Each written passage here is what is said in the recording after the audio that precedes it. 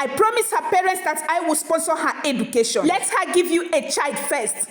After that, she can continue her education. Chidimma, are you alright? Amara called. The unthinkable happened. Even the strongest walls of trust would tremble. The December sun had set gently over the red soil of Umunze as Christmas songs and laughter echoed through the Harmattan air. It was the season of reunion, when sons and daughters of the land returned from distant cities, bringing with them the fragrance of success and the glamour of urban life. Among those returning was Ebuka Okafo, a man of refined taste and remarkable success. He was a celebrated interior designer based in Lagos, known for transforming the homes of elites into palaces of art. Despite his prestige, he felt a deep emptiness, the desire for a companion whose soul would match his dreams. That Christmas evening, the Nkwa Umabogo drums beat rhythmically at the village square for moonlight dance, and maidens in vibrant wrappers with graceful steps, their laughter like bells in the night. It was there that Ebuka met Amarachi. She was not the daughter of affluence, but her brilliance shone brighter than any jewel. A recent secondary school graduate,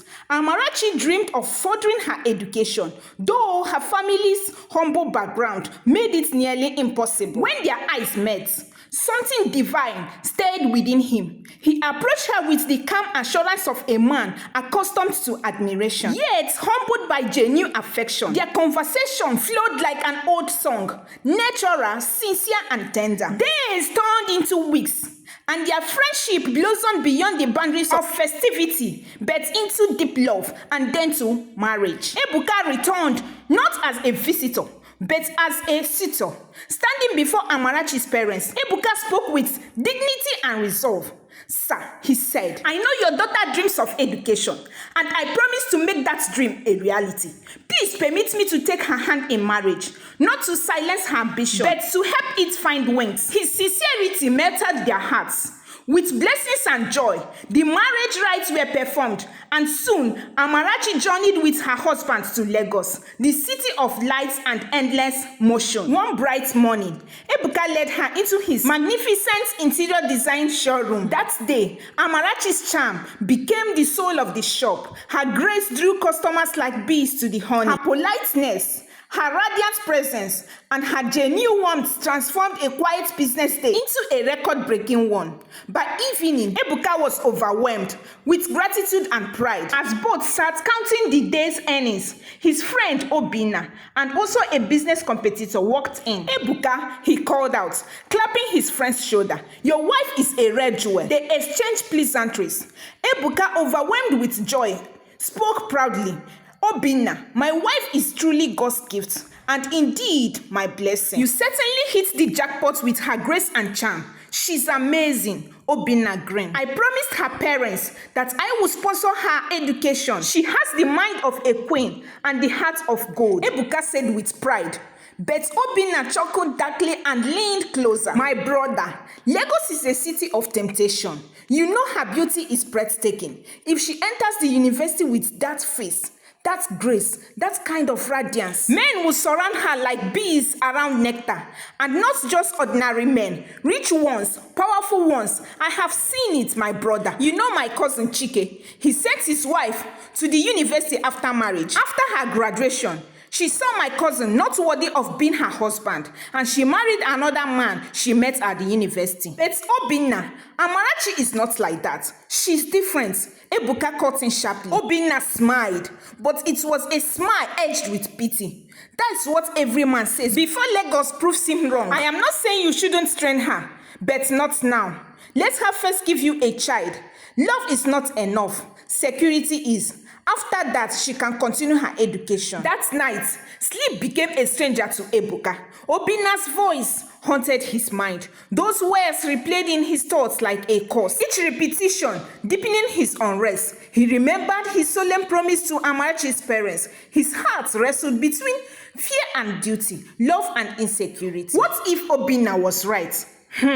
No, I won't be like Chike. He muttered under his breath I can't be. The next morning, Amarachi moved gracefully, settling the table. Good morning, my love, she greeted softly, sliding his cup of tea before him. Good morning, my love, he replied. After a moment's hesitation, Amarachi sat beside him, her tone gentle yet firm. Ebuka, I have been thinking, she began. You remember your promise to my parents? I was wondering if maybe we can start the admission process. Her eyes glowing with ambition and love. Ebuka exhaled heavily. My love, he said, I haven't forgotten my promise. But tell me, what if after I sponsor your education, after I invest everything in your future, you turn around one day and realize I am not the man you truly want? What if after the degree and exposure, you leave me for someone else? Amarachi froze. Leave you? Ebuka, never. Why would you say something like that? He sighed, but his voice trembled slightly. It happens, Amarachi. Men have lost their wives to education, to ambition, to pride. I have seen it. She reached for his hand, her eyes glistening with hope. Ebuka, I truly love you. You are my husband, my dream come true. My education will never change that. Why do you think so little of my heart? He looked at her. The whisper of doubt inside him refused to be silent. Then, prove it, he said quietly. She blinked. Prove it. How? He leaned back, his tone now firmer, almost possessive. Give me a child. If your love is true, let me see it in something that binds us forever. Before school, before any dream, prove your love by giving me a son. Amarachi's lips parted in shock, her eyes wide with disbelief. Ebuka, she whispered. Is this what love means to you now? A test, a condition. He looked away. It's not a condition, it's assurance. I just want to be sure I am not building a castle for another man to live in. His words pierced her heart.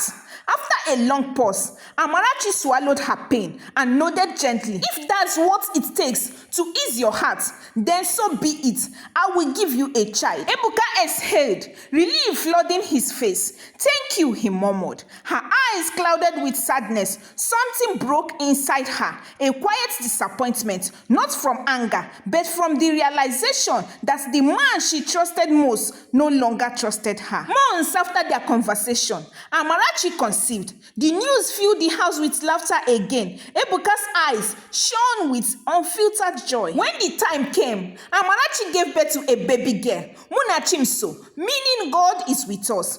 2 years later, Amarachi conceived again and gave birth to another beautiful daughter, Kosi Sochuku, as it pleases God. Ebuka had become increasingly absorbed by business and the burdens of the family. His promises to sponsor Amarachi education has turned to dusty words, buried under the weight of bills and responsibilities. Whenever Amarachi gently brought up the subject, his answer came with a sigh and a half smile. I haven't forgotten, my love, but you can see how things are. Rent, shop expenses, the children's needs, everything falls on my shoulders. Let's take care of this first. At first, she waited, hopefully. Then she began to understand the waiting would never end. One night, Amarachi approached him quietly, her tone both respectful and resolute.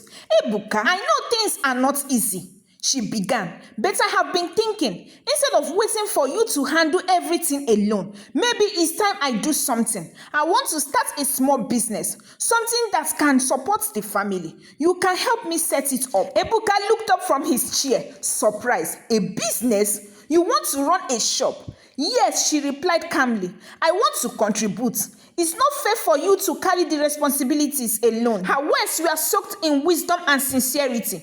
But Ebuka hesitated. He loved his initiative, yet part of him still remembered Obina's old warnings about giving women too much freedom. That night, Ebuka called Obina to share Amarachi's request. Obina chuckled softly. So she wants to start a business now.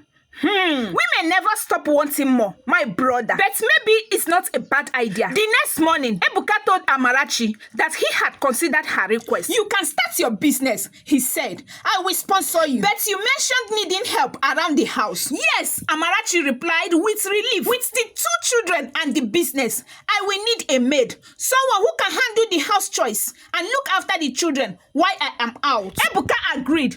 I will speak to Obina. He knows people who can be trusted. Just as Obinna had planned, 2 days later, he arrived with a young lady, Chidimma. Chidimma proved exceptional. She worked with quiet precision, managing the house with care and treating the children as if they were her own. One calm evening, Amarachi spoke softly while arranging folded laundry beside Ebuka on the sofa. Chidimma is such a blessing. She works with such skill and understanding. I hardly need to instruct her. Ebuka nodded with a heaviness that sat deep in his heart. He murmured, barely above a whisper, yes, she has been helpful. One Saturday morning, as Chidimma was helping Amarachi in the kitchen to prepare egg sauce and plantains, Amarachi whisked the eggs, pepper and onions into a golden blend, humming softly. Chidimma stood beside her, dicing tomatoes. Her movements light until suddenly her hand froze. Her breath hinged. She gripped the counter as though the room had begun to tilt. Amarachi rushed to her, holding her shoulders, fear pricking her heart. No! She shouted. Watch out episode 2 to know what happened to Chidimma and the storm forming in the silent parts of their marriage.